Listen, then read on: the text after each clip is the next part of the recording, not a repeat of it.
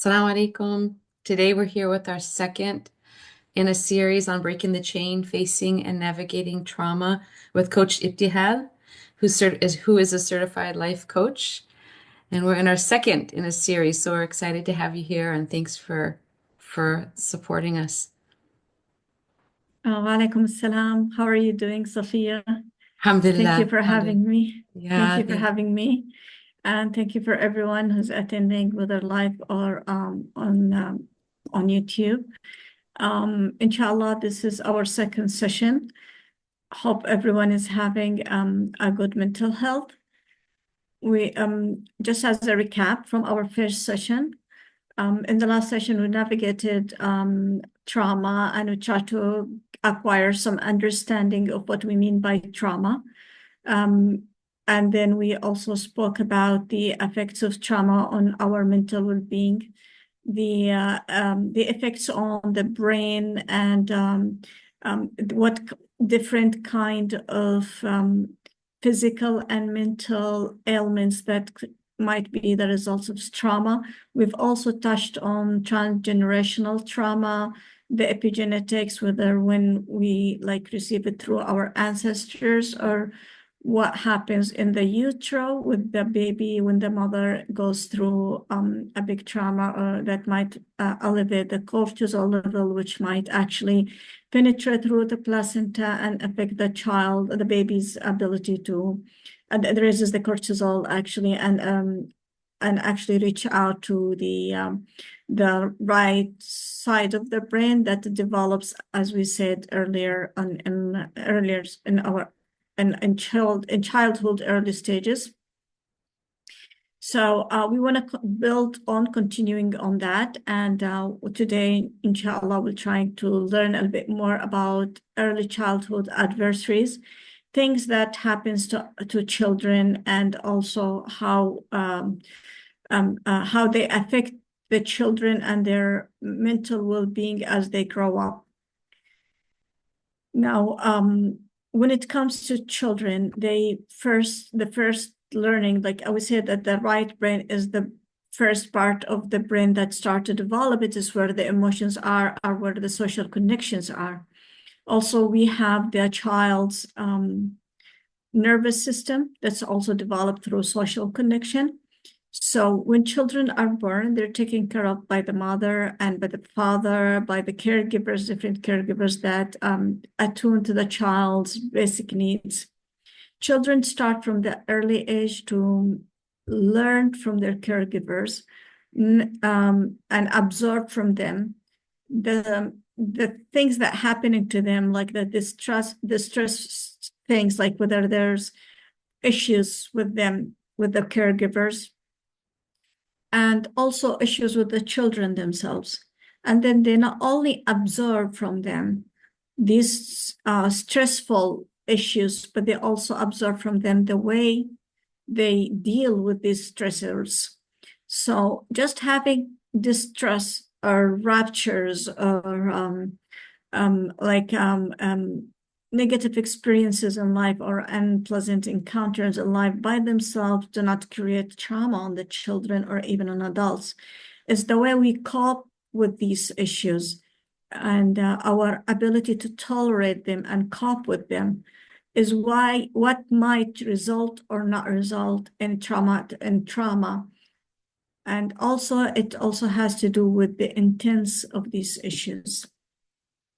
Now, children in the beginning of their lives, they kind of observe when they connect with their parents and connect to their caregivers, they tend to observe if there is an issues with them emotionally. And that's normal that the mother will be under stress, she'll be sleep deprived, the parents will have a lot of stress. But that's okay, that's part of life. It's about how they cope with it that also will reach the child. Now, the children also have their own needs and they go through their own raptures. Child gets hungry, become in pain, might become wet or, spoil their diapers. And now it comes to the parents and they start crying or become fussy or cranky. And then the parents or the caregivers, they respond to these issues. The way they respond to these issues help the children regulate their emotions. So if the child in pain or scared or hungry, etc., then the parents respond to that by taking care of the issues that the child is suffering from, feeding the child, cleaning up the child, relieving from pain. And while they're doing this, they're also atoning the child's emotional needs. So there is the hugging thing that the parents do for the children. That's help the children understand and learn that distress or rapture is part of our life, and that it's okay to have sometimes these kind of stressors, because these kind of stressors we can cope with, we can overcome. There is fear, then there is safety. There is pain, then there is soothing. There is hunger, then there is satiety, and so forth. So there is everything comes with it. There comes with it also something else to relieve that. And the child starts to understand that when they're in some issues, they can ask for help from their caregivers by crying, by expressing some kind of emotions out loud that shows that they are in distress, and the parents or the caregivers will respond to that in a nice, soothing way, with love, with compassion, with empathy. The issues start to happen when there is neglect to the children at that very early age, at infancy, or when the parents respond with violent or with ways that actually doesn't suit the children. Sometimes this happens by responding to the child's physical needs without attuning to their emotional needs. So maybe the child will be fed or changed or something, but or giving painkillers or something, but will not be hugged, will not be embraced, will not be talking in a soothing way. Nobody is going to look into the child's face in a loving way. All these things will affect the child. That just is not enough for regulating their physical needs. They need also their emotion needs to be attained to. Therefore, that child will not have the immunity for when they grow up to perform or to connect with people emotionally, and they don't know how to regulate their emotions. Another issue happens when parents or caregivers themselves been traumatized by way or another. Sometimes they're under huge distress. Maybe they're a product of trauma themselves. Maybe parents are suffering from some kind of traumatic disorder or mental disorders, whatever they are. Maybe they're in deep depression. Sometimes mothers after birth will have postpartum depression. There's also some parents have mental illnesses like psychosis or the like. So the parents are not stable, or sometimes there's abuse of substances, alcoholic or drug users or something that might result in unhealthy responses to the child's needs during that very early age, when the child is very sensitive to everything around them or around her. So children in this case might be neglected deeply, and it's okay if the mother is depressed, for example, if the father will come and fill in these emotions, or some other caregiver, grandparents or nannies or something. But the problem is when nobody is there around the child to fulfill the needs that baby has.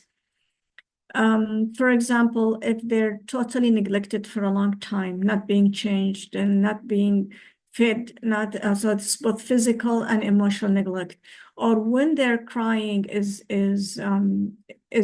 answered with violent, like parents sometimes get so frustrated they don't know, like traumatized parents or mentally not well parents. Sometimes when the baby is screaming and crying and they don't know how to soothe the baby, they become so frustrated, they start maybe shouting at the baby, yelling so loudly, and maybe shaking the baby.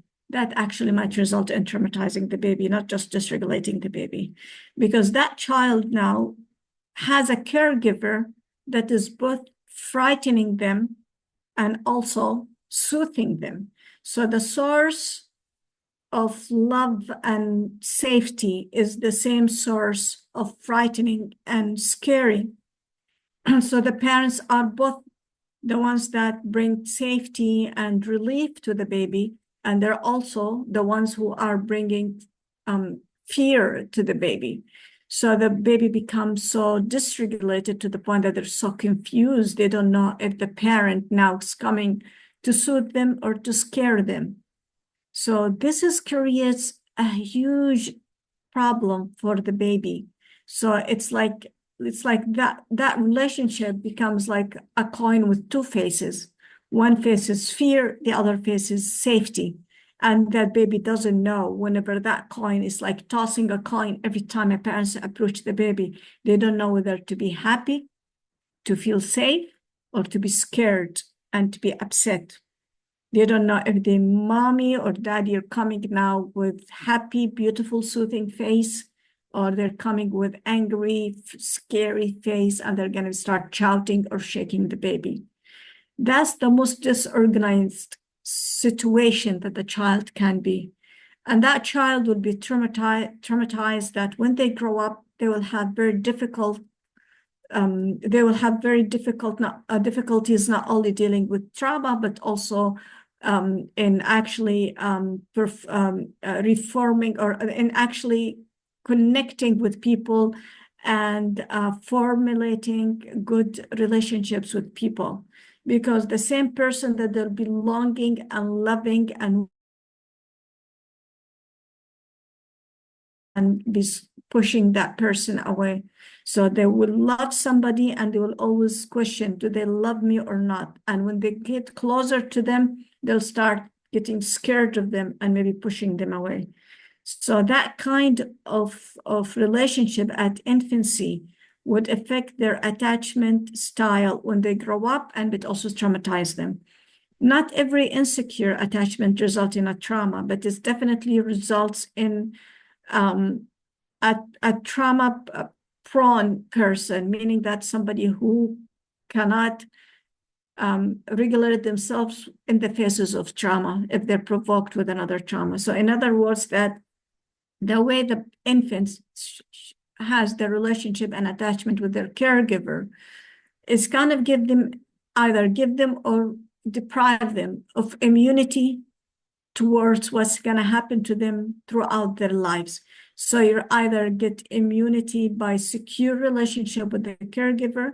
That means that child will grow up to be able to face the world, to face stressors in the world, and be able to cope with issues that they have in their world. Doesn't mean they'll never get traumatized in their lives if something major came in, but that means they can actually cope with a lot more than a person who had insecure attachment to their parents, insecure relationship with their parents. So that love, that care that the infant and the connection that infant receives at the early stages of their lives, it is actually shapes their nervous system and shapes their emotional brain in a way that makes it much easier for them and makes them ready to face life and be able to be self-confident in facing whatever difficulties they might encounter in their lives and be able to cope with distress because they've learned that every distress can come with relief and everything can be overcome and that they can ask for help. They're the kind of person when they love someone, they're not too scared to show their love, and they don't run away or avoid the people they love, and they don't also cling too much to the people they love. They have very stable, normal relationships. They have very stable, healthy relationships. It's better than the word normal is healthy, because normal is very hard to define, but they have healthy relationships with others, and they have healthy reactions to life issues, wherever life brings them in life, brings into their plates. Can I ask a quick question? Sure, go Sorry ahead. to interrupt, because I'm thinking No, about situations when one parent is sort of traumatizing and like intense, or maybe the child is getting traumatized, and then can another parent, the other parent, offset damage? Like, what could that other parent do to help create a healthy attachment in that child? So, as I said before, if one of the parents is distressed or unable to attune to the child, then the other parent or another caregiver can step in and compensate for that absence. But if actually the other parent not only neglecting, but they're also like scaring the child or being violence against the child, then the more stable parent needs to protect the child, do a better job in protecting the child, because it's a huge difference between neglecting and not being attuned to the child's needs. And another thing is to be attacking the child and scaring them and being violent against the child. The neglect can be overcome by someone else filling in that. So if the mother is depressed, for example, the father can fill in, or another caregiver can fill in and take care of the child until the mother regains her stability and be able to be attuned to her child. But if there's violence, if one parent is, because we cannot say that emotional neglect by itself may not be trauma in itself, but it makes a person prone to trauma because they're not regulated enough to be able to face any stressors in their lives. But violence is traumatizing by itself.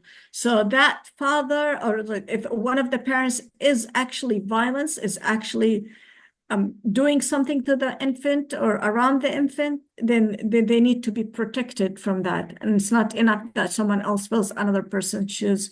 It actually has to be protected in order to be able, but bad things happen in life, and children can recover from that, and children are resilient. And yes, if one parent started to be violent, then the child and the other parent rushed into rescue and managed to get the child out of face of danger, then yes, the child can recover from that. So just because we've been traumatized doesn't mean we cannot recover. We can recover.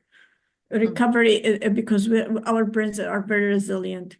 But when children, this is also another thing that we need to come to. Thank you for asking this question. Thank you for answering. Because when violence comes from a caregiver, like a parent, that means it's not something that occurring once. It's not like a trauma that, a car accident can happen at one time in your life or at certain point in your life. That's scary, that's bad, that might be traumatizing, but it happened, it ended, and you start the road of recovery. But when a parent is violent, when a parent is abuser, then that's not just something that occurs at one incident. That's a condition, that an environment that the child is growing up in. And a child growing up in a conditioned and in a dangerous condition, in an environment where all the time feeling they're in danger, there's always violence, then the child is not just traumatized once. The child is actually in an environment of threat. It's a traumatic environment. It's a traumatic condition, not just an incident. And that's harder than a child that or a person that gets traumatized in one event. So it becomes not a set of events. It's not one event. It's not a set of events. It's actually an traumatic environment, a traumatic condition. The child lives in that, and that would cause like complex trauma or maybe PTSD.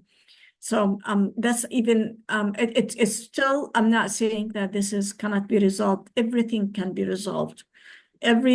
Just like every disease has a cure, also every trauma can be resolved. It will take much longer, especially if this has happened during early childhood, because it's harder for the children to remember what exactly happened, but the emotions actually register.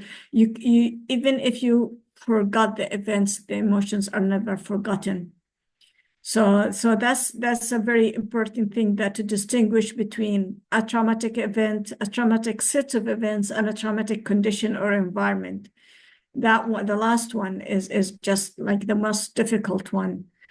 And one of the reasons it's difficult that this child, when they grow up, they'll always be in that, it's like they've been conditioned to danger, that they're always looking for danger. They're always feeling threatened. They don't feel safety.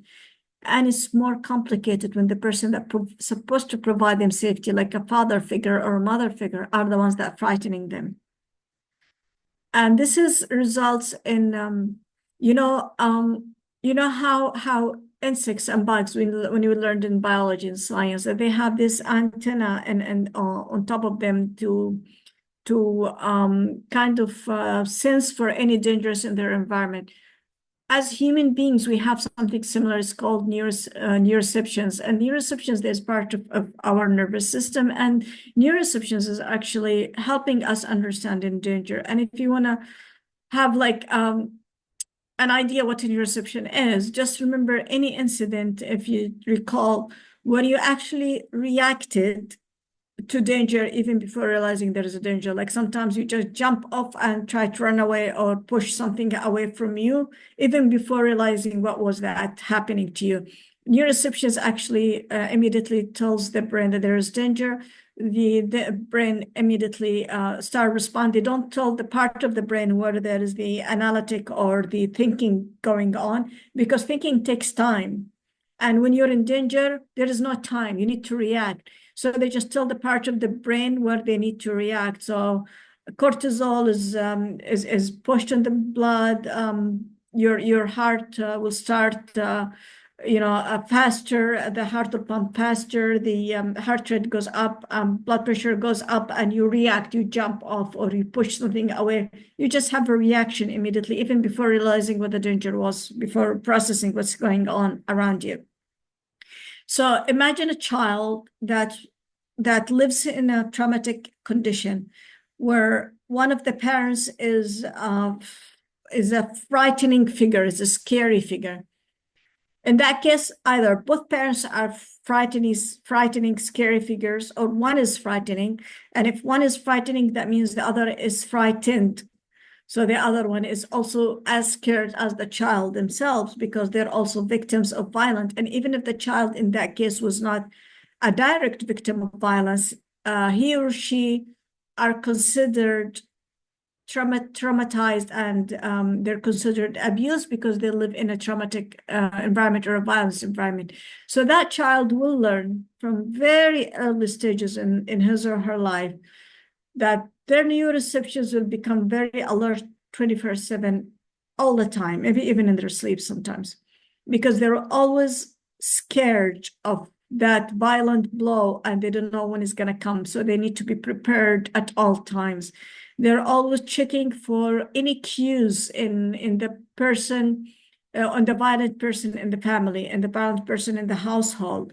They would be checking for the slightest glimpse in their facial cues, the slightest change in the tone of their voices. Whatever is that, for example, if the father is the violent figure, then it's like, is daddy today okay, or is daddy today going to be violent? Like they'll listen carefully to the voice, the tone, the facial expressions, the gesture, everything. They're always on their toes, waiting for anything that would happen that might be scary in order to be able to protect themselves. There is always in fear mood. They're always like, it's almost like they're being programmed to be in defensive mood all the time. They're all the time hyper vigilant to everything around them in order to protect themselves when danger arrives. So they don't feel safe at all. And that's a very hard situation for a child to live in. And that's considered abuse for the child. So even if the father doesn't direct his violent or whoever, I'm just saying a father as an example, but it could be the mother who's the abuser, or it could be someone else in the family that is abuser. Whoever the abuser in this family situation, even if their abuse is not directed at the child, they're not targeting the child, but targeting someone else. Like say the father is targeting the mother, or the mother targeting the father, or targeting another sibling. maybe the child's older brother or older sister. But the child witnessing this abuse is not a bystander. That child is not just a witness of abuse. That child is abused because that child lives in a traumatic condition. That child lives in an abused environment. They're always hyper vigilant. They're always scared. They don't want to do anything that will put them in that other person's position. Even if they never experience direct violence towards them, they're always witnessing violence that's scary for them. They don't feel safe where they live. And that's by itself is also abuse to that child. And that child will grow up to be very traumatized, and that's a continuous trauma. Another way also of abuse that is not quite direct is for example, if the child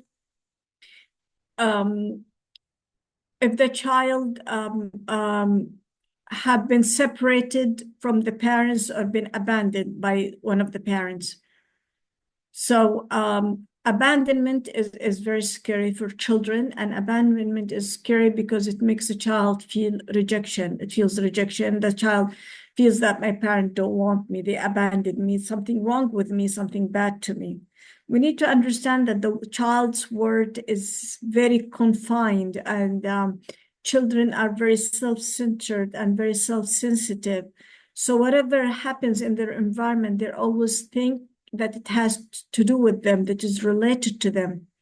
So if for whatever reason a parent abandoned the child, they would think that maybe something wrong with me, that something I've done to upset my parent to leave me, to go away and leave me. Maybe I'm not good enough, I'm not lovable.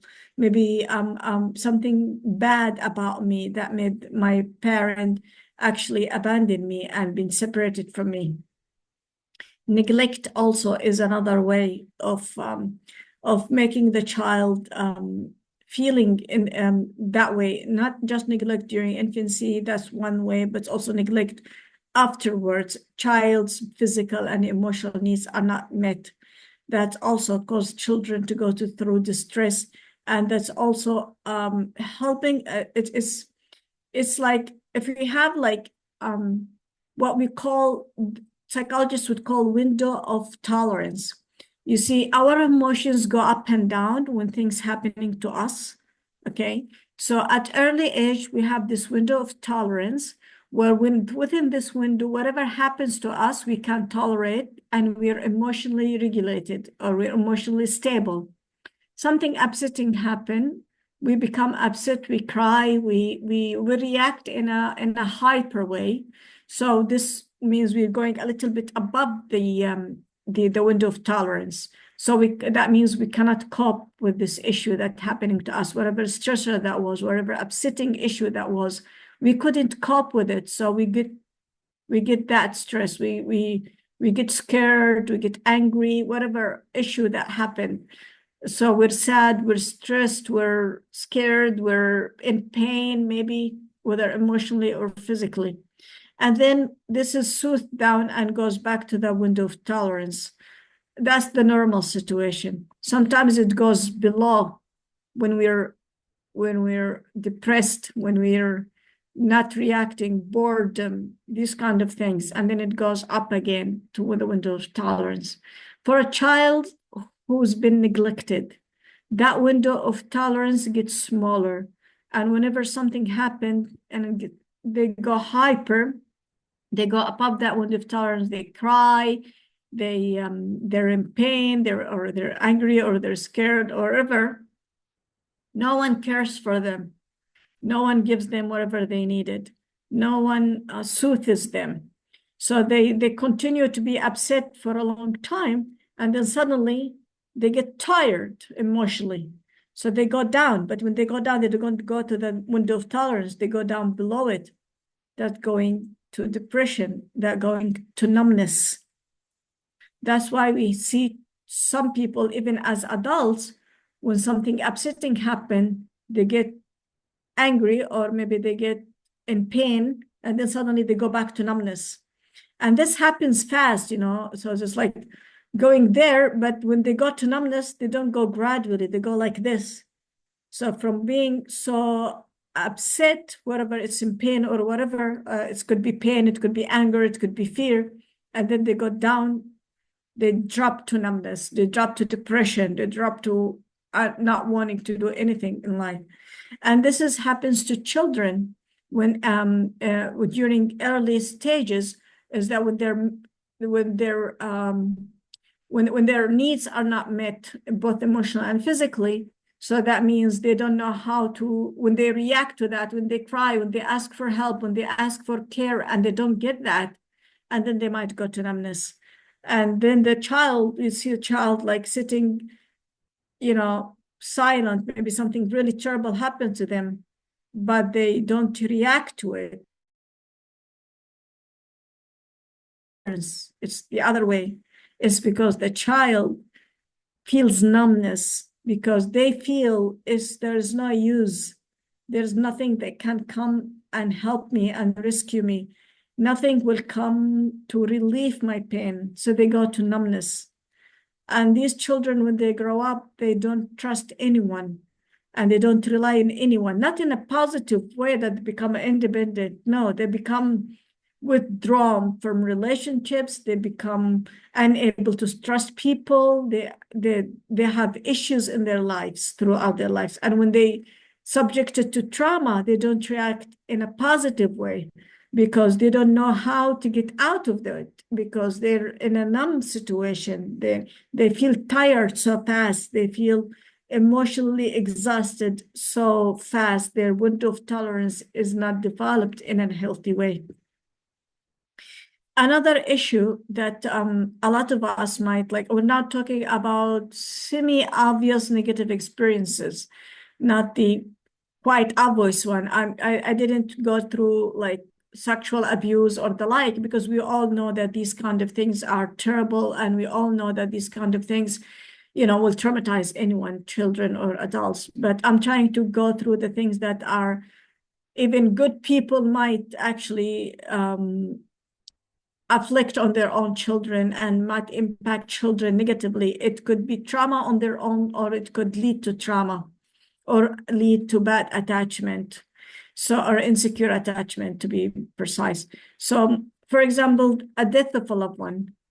Death and the loss is very hard for adults, let alone children. When you lose someone you love, or you lose love, and a separation, whether through divorce or through death, or whatever, breakup or whatever, that's very hard on people's hearts. It affects someone deeply, but it affects them also sometimes in a way that they cannot cope with or deal with. Children, this thing is harder for them to deal with death or deal with separation from someone they love. And but they learn how to deal with it by actually the way they observe people around them deal with it. So they learn how to cope with these issues, with that kind of distress, with that kind of loss, by observing people around them, how to do that. Please remember that our emotional brain and our nervous system is highly highly shaped by our social connection with our caregivers. So when the child sees their family react to death, they learn how to react to it also. One terrible mistake a lot of parents or a lot of people fall into with children at times when there's a loss in the family, whether their parent died or someone very close to the child died, because they fear that how harsh death is, how that loss is so horrible. They fear that children cannot tolerate that. They feel that the concept of death is so hard for children, and they decide not to talk to children about death. So they try to lie to the child or hide the truth. They don't talk to them why that person had suddenly disappeared from the life, whether it's a parent or a grandparent or a close person. The child suddenly wakes up to the fact that that person, my dad or my mom or daddy, mommy or grandpa or grandma or whatever, no longer exist in their lives. And they don't know why, where they have disappeared, where they have gone. They have no idea what happened.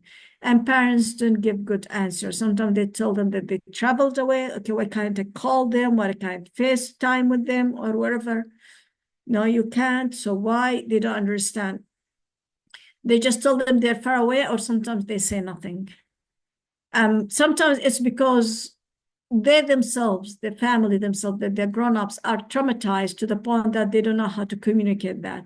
But it's also mostly also because they're so scared that the children, it's harsh for the children to understand about death. But it's actually the way you deal with death is what will shape the child's ability to deal with death. So by not telling anything to the child, by hiding the truth, you're doing even more wrong to the child than telling the truth. Because now the child has somebody that they love, they cling to at some point of their lives that suddenly disappeared, and they have no idea what that person disappeared. Given the fact that children are so self-centered, they will think maybe I've done something bad. That person no longer, my dad who disappeared suddenly, or my mom, or whoever that person is, grandpa or whatever, no longer there. Maybe they don't love me anymore. Maybe I've done something so terrible that drove them away from me. Maybe they don't want me anymore. So it's not just the loss of that loved one, but now it's the abandonment also. So they feel abandoned by that person and they don't know why. And they start thinking, maybe because I did this, maybe because I said that. So they try to fix their behavior, hoping that maybe if I'm a good person, I'm a good boy, I'm a good girl, maybe daddy will come back, maybe mommy will come back. But this doesn't happen. Maybe they will call me, but they don't call them. Maybe if I do this, maybe I do that, nothing happens. The child feels in despair. And even when they grow up and learn the truth, it's still that emotion doesn't go away. So when they're adults and they know that sometimes at their point of life, that person died, passed away, and thus they didn't abandon them, they just passed away. But the emotions of abandoning remains with them. It will not go away, but just merely learning, because they had to live it for a long time. They had to feel it for a long time. And they didn't process the death on time. And they had to live with that feeling of abandonment. And this is more difficult. So please cope with death in a way that you want your children cope with it. Don't avoid the subject. Try to communicate it with your children in a way that is simplified so they can understand it and they're not too scared of it. But they need to understand that their loved one did not just suddenly disappear, that they didn't abandon them. It's just so harsh to do that. So next time, inshallah, in our next session, I'm going to talk more about other issues that might seem subtle, but it might actually cause children not to be very stable emotionally. And the things that I'm going to talk about next session, they're going to be talk about the balancing, finding balance. So things that we need some of it, but not too much and not too little, because too much will lead to an issue and too little would lead to an issue, and we need to find the balance in between. And also we'll end our session by talking about why are we doing these sessions, actually, to understand that it's actually we're doing this to learn, to raise awareness, not to judge or diagnose. We'll talk more about that, inshallah. So if there are any questions. Yeah, thank you so much for all that. It's useful. And I really I was reflecting on what you're saying about when a loved one dies and the parents aren't forthright about that. So let's say if the parent does say, well, grandpa died and the child is let's say 7 or 8 years old.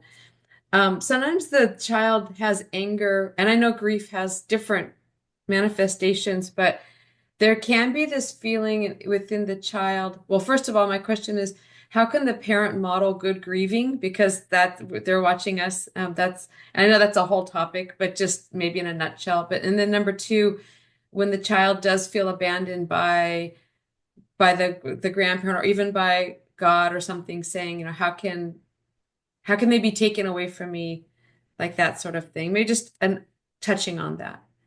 Okay. Actually, spirituality helps a lot and in cases of grief and in cases of loss of loved ones, because we have a content that we can tell the children and tell ourselves about. We learn from, as Muslims and other faiths who believe in the hereafter, that this life, we're not here to live here for good, but we're here temporarily, and we're going to move into our next stage of life. So for us, death is not the end, or we don't vanish after we die, but rather there is also, it's an end of one stage of life and a beginning of another. And we each have we each go through these stages in our independent time. So what parents can do for themselves and for the children is to understand and to teach the children that just because somebody died, our relationship with that person has not ended.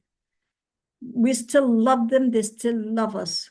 Just like we had a certain relationship with them while they were amongst us, we can now learn how to have a different kind of relationship with them while they're away from us. So it's not like our relationship has ended. It continues, but it's going to take a different form, a different shape, but it's there. The love is there. It will be expressed differently. It will be dealt with differently.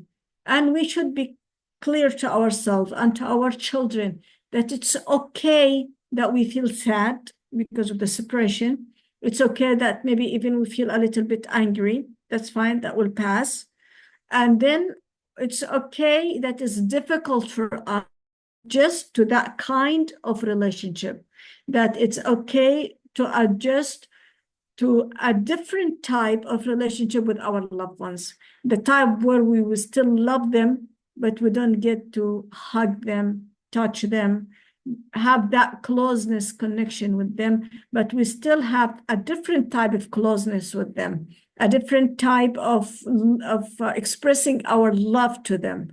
And we start teaching them, and it's okay to cry.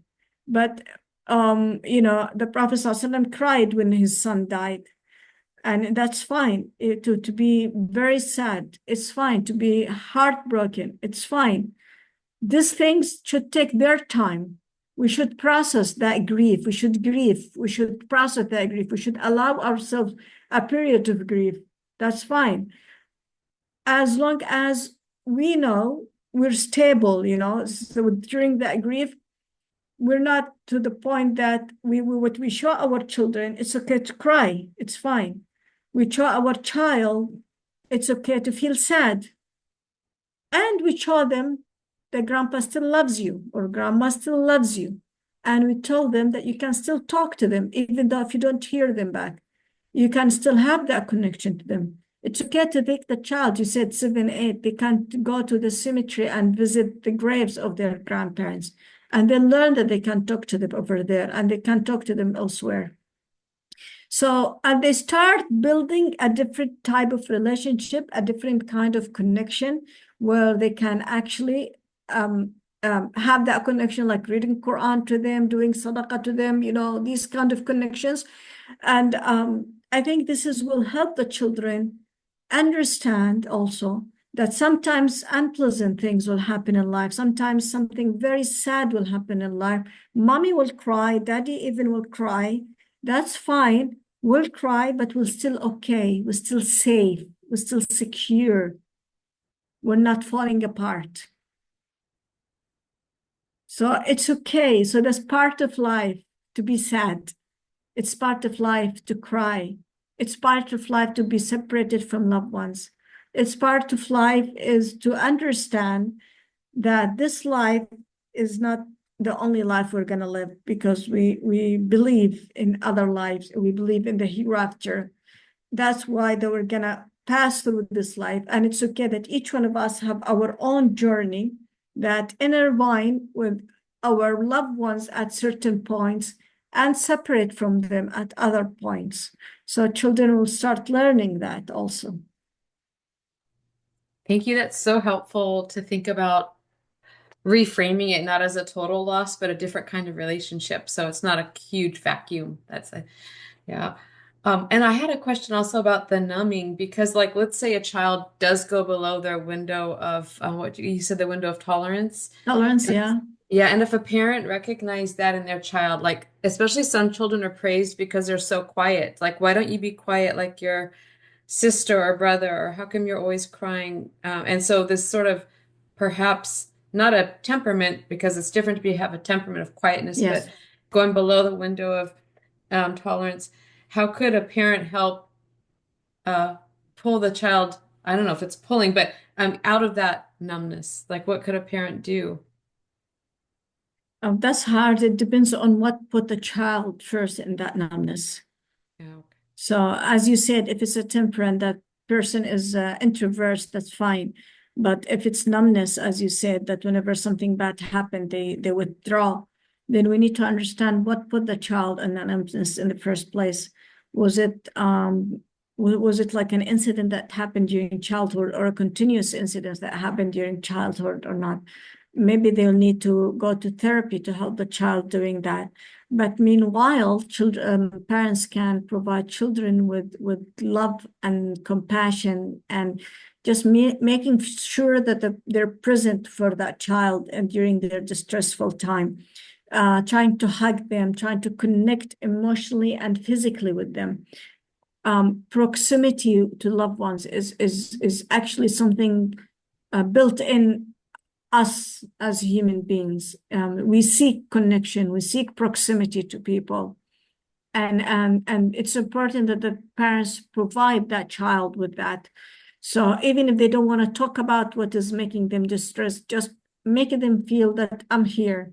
Even if you don't want to talk about, just, take them in there and hug them, or just, sit next to them, hold their hands, do anything that makes them feel that safe and connected to you.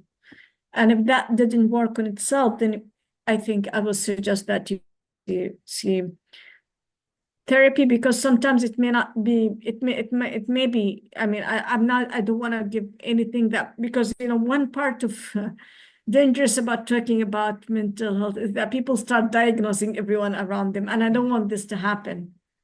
But sometimes this numbness is either because of a condition that the child was at where their needs was not met, or a traumatic event that happened where that child was hurt badly and was felt powerless, that they had to go through numbness in order to protect themselves from whatever that was scary to them.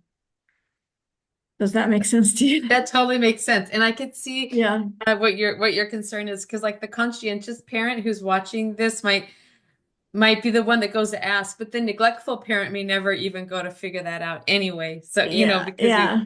it's different. So, no, I really appreciate that. Thank you Yeah, so and I much. don't want people to think, okay, my child is sitting alone, maybe they've been abused. Don't jump Yeah. into conclusion. Yeah. It's tough. But I think I think you did a really great job just clarifying, like if they've had incidents of abuse and it comes as a result, you could just think about Yes. therapy or something. Yeah. Yeah. That's wonderful. Thank you so much for today. It's wonderful to, You're most welcome. Thank you for yeah. having me. And inshallah, we look forward to the next in this series. It's really useful. So I really appreciate it. Inshallah. That Inshallah. I being think here. it'll be in the 8th of December. Yeah. December Yeah. 8th, inshallah, 9 a.m. Yeah. Pacific time. Inshallah. Okay. Okay. Inshallah. Thank you so Okay. much. See ya. Assalamu Thank alaikum. you so much for having me. Alaikum salam. Thank you.